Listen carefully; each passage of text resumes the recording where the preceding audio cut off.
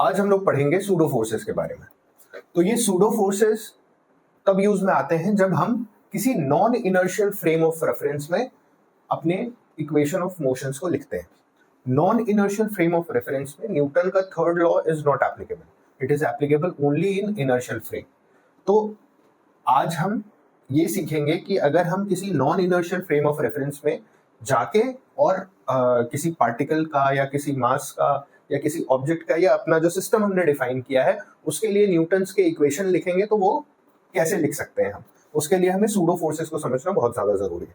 तो यहाँ पे एक एस फ्रेम ऑफ रेफरेंस है, ये S frame of reference inertial frame है। इनर्शियल फ्रेम ऑफ रेफरेंस का मतलब हुआ कि ये या तो रेस्ट पे है या तो एक कांस्टेंट वेलोसिटी से मूव कर रहा है, यानी कि इस फ्रेम का एक्सेलरेशन जीरो है। और जो एस डैश है वो non inertial frame of reference है, इसका मतलब है कि इसका एक कांस्टेंट एक्सेलरेशन ए नॉट से ये मूव कर रहा है, एस डैश। तो अगर एक पार्टिकल पी है तो हम इस पार्टिकल पी का एक्सेलरेशन कैसे लिख सकते हैं, एस डैश के रेस्पेक्ट में, ठीक है। तो acceleration of P with respect to S dash will be equal to acceleration of P with respect to S minus acceleration of S with respect to S dash. ये simple सा relative acceleration का formula हो गया कि acceleration को जब हम P का एक्सेलरेशन देखेंगे एस डैश के रेस्पेक्ट में, एस डैश पे चढ़ के जब हम पी को देखेंगे, एस डैश के फ्रेम ऑफ रेफरेंस में पी को जब एक्सेलरेशन देखेंगे तो ये एक्सेलरेशन होगा, एक्सेलरेशन जब हम एस के रेस्पेक्ट में पी को देख रहे होंगे माइनस एक्सेलरेशन ऑफ इस फ्रेम का खुद का एक्सेलरेशन, या चूंकि ये एक नॉन इनर्शियल फ्रेम है और ये एक्सेलरेशन ए नॉट से खुद ही मूव कर रहा है, तो अब इसको हम बोल देंगे ए नॉट। तो ये हो जाएगा acceleration of P with respect to S dash is equal to this is the acceleration of P with respect to S minus A naught, ये ए नॉट है ना। अब इसको इस पी के मास से अगर हम मल्टीप्लाई कर देते हैं तो ये हो जाता है M A P with respect to s is equal to ma of p with respect to s minus ma naught, ठीक है। और acceleration of p with respect to s dash यहां से आ जाएगा, ये जो टर्म यहां पे बना, ये this is the actual force which is acting on particle p, mass into acceleration from Newton second law. तो ये जो मास इनटू एक्सेलरेशन है, यही इस पार्टिकल p के ऊपर नेट फोर्स है, क्योंकि s जो है वो एक इनर्शियल फ्रेम ऑफ रेफरेंस है और मास इनटू एक्सेलरेशन जो है वो उसका नेट फोर्स होगा। तो ये force minus M A naught divided by m।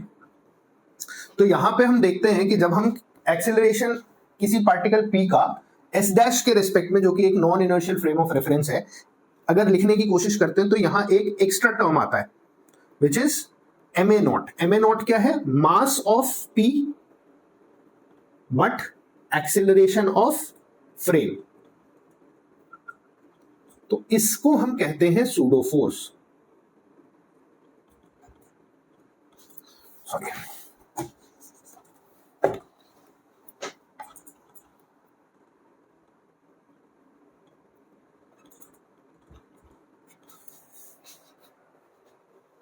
इसलिए जब कभी हम किसी भी पार्टिकल का एक non inertial frame of reference में इक्वेशन लिखते हैं तो एक माइनस एम ए नॉट का फोर्स हम उस पे उसके उल्टे डायरेक्शन में लगाते हैं, ठीक है। तो अब हम इसका एक एप्लीकेशन क्वेश्चन कर लेते हैं, उससे ये बात और ज्यादा क्लियर हो जाएगी।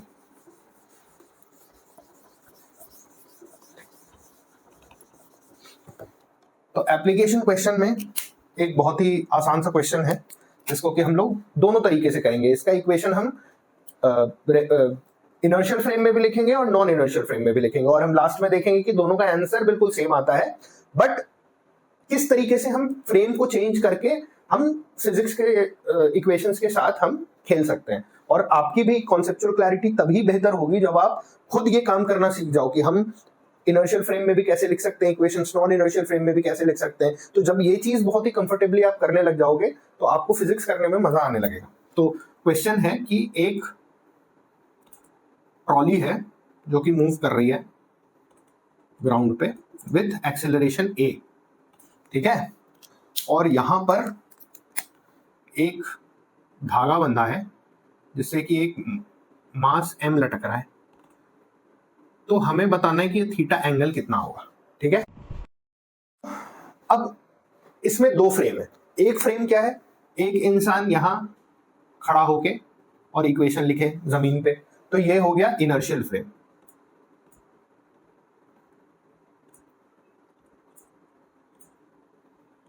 और अगर मैंने उसी इंसान को इस डब्बे में खड़ा कर दिया, इसी ट्रॉली के अंदर दिखने खड़ा कर दिया, तो ये हो गया नॉन इनर्शियल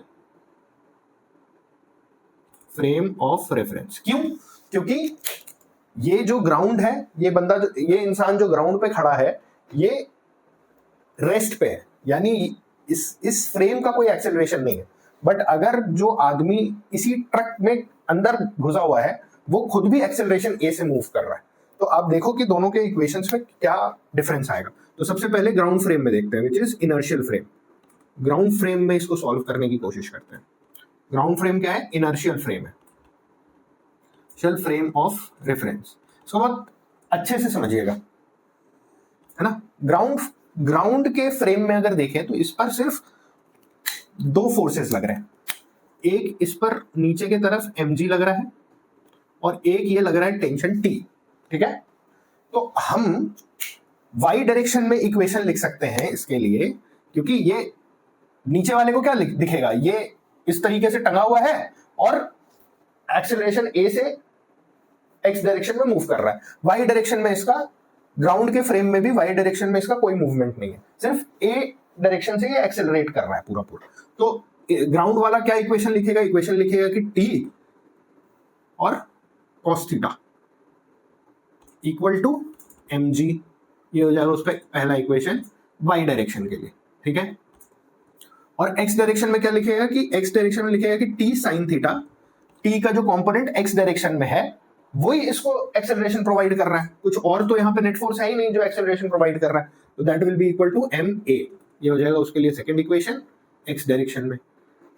अब वो क्या करेगा, 2 डिवाइडेड बाई 1 करेगा, तो उसको निकलेगा tan theta is equal to a by g। तो this implies that theta is equal to tan inverse a by g। ये थीटा आ गया हमारा जब हमने इसको ग्राउंड फ्रेम में सॉल्व किया। अब अगर हम इसको नॉन इनर्शियल फ्रेम में सॉल्व करते हैं तो देखो क्या होगा।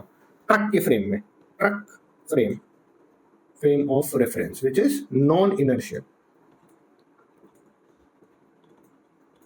Frame of reference. ठीक है, इसमें क्या होगा, इसमें इसके ऊपर टोटल 3 फोर्सेस लग रहे हैं, एक mg लग रहा है, एक ये टेंशन लग रहा है, और अब हमने जैसा बताया था कि नॉन इनर्शियल फ्रेम में है तो फ्रेम की एक्सेलरेशन के ऑपोजिट सेम फोर्स लगेगा m इंटू a का।